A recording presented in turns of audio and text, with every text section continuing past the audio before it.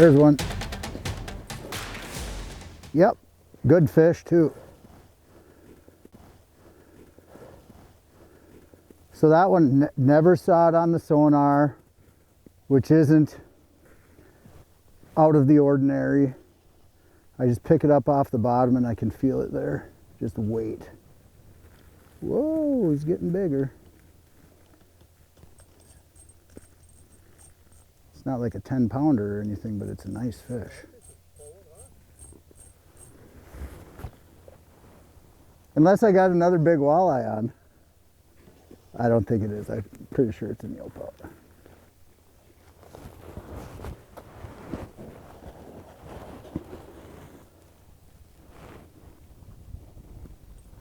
Oh, I can see its head. You just got to get it turned. It's a nice fish. Come on, buddy. Come on.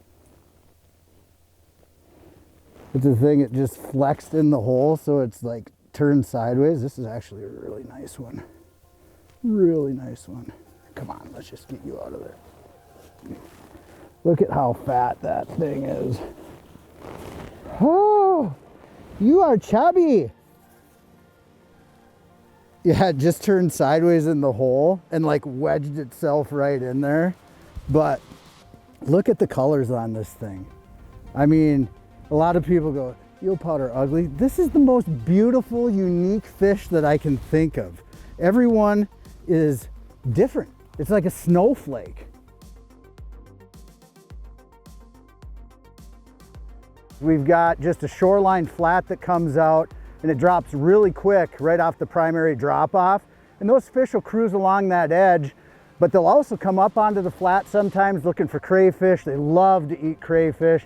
So a lot of people wonder, what is the ideal rod and reel that you want to use for eelpout fishing? Well, just about anything that you use for walleye fishing is applicable for eelpout. However, if you're going to use heavier jigs, you do want to go with a little bit heavier rod. In the past, we've gone with really stiff rods, but you like to be able to feel that bite, and so having a light sensitive tip is really nice to be able to feel when that fish hits, especially when you're sitting on bottom. And I do like a little bit of give on it. So I've just got a 32-inch medium weight rod. It's a, oh, let's catch this fish first. Clam scepter. And I've got monofilament line on. It's 8-pound test mono. This is a decent fish.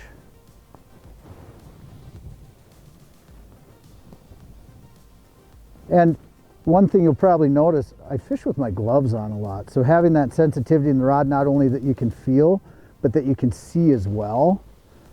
Because when you're wearing gloves, you don't always feel everything.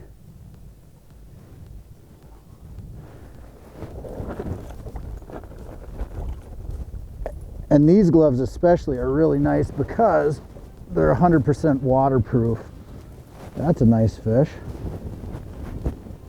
So I just put my hands in the water. I couldn't even tell that they were in the water. And then the spoon that I've got on here, this is the Clam Ribbon Leech Flutter Spoon. And it's got this little spinner blade on it.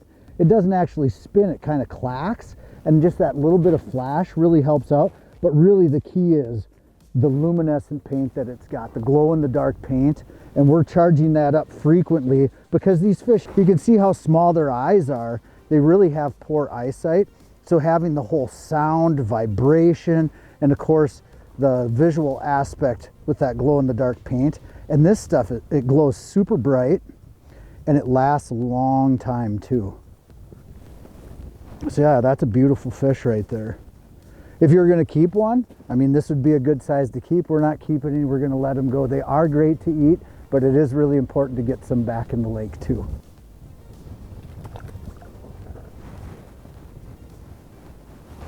What I always tip the bait with, or the lure with, is a minnow or more than one minnow. We've got a few different varieties in here. We've got fatheads and we've got some rainbows. I want a pretty good sized minnow, but not so big that it's going to impede the action of my bait.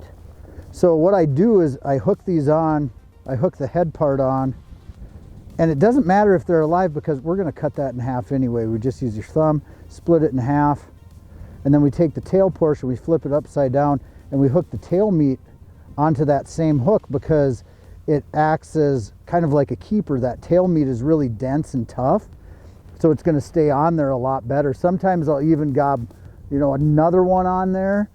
Sometimes I'll use the whole minnow on it. I like splitting them apart because it puts scent into the water, and those fish, because of their poor eyesight, having that scent is really important. And then we always charge them up, and I use the Vexilar glow ring. It's super handy to just always have on here. You can bring a little light or whatever, but with all these pockets on your ice fishing gear, you're going to lose it. And some people will just use a headlamp. It doesn't work as well. Having the LED lights makes a big impact in making that thing glow super bright. I always tie that spoon on with some type of clip. You can put like a snap swivel on there, a ball bearing, or you can just put a swivel a couple feet up, and you've got so much spinning going on with that spoon. Not to mention, burbot like to spin as they come up. So if you don't have one incorporated, you're going to put a lot of twist in your line, and it's just going to make you frustrated, especially when you're limited on light. So due to the eelpout's poor eyesight and that they're bottom dwelling, we pound that bait on the bottom. Now, I'll use some heavy tackle sometimes. Like here I've got a big nasty jig, and it's a 1/2 ounce jig head with that super bright glow paint on it. And I'll do the same. I'll gob up the minnows onto this hook. Sometimes I'll hook just a full shiner on there, and that pounds on the bottom really well. It's heavy enough, it's dense enough that it really disrupts things. This ribbon leech flutter spoon doesn't have that weight, but it definitely has the action as it comes up. So I'm constantly lifting and dropping. I want my line to actually go slack when I'm on the bottom of my cadence. I don't want that spoon to stop short of the bottom. I want it to make contact. But like that last one, I actually had the spoon just suspended, sitting still, maybe like a foot or two off of the bottom, and that fish just came up and ate it. And I'll see that as an effective method as well, where at times I'll lift it up maybe 2 to 3 feet off the bottom, and I'll just hold it still. And eelpout are so unique that sometimes you only catch them on a certain night. You only catch them when the spoon is sitting on the bottom, and other times you only catch them when you leave it suspended above the bottom, sitting motionless.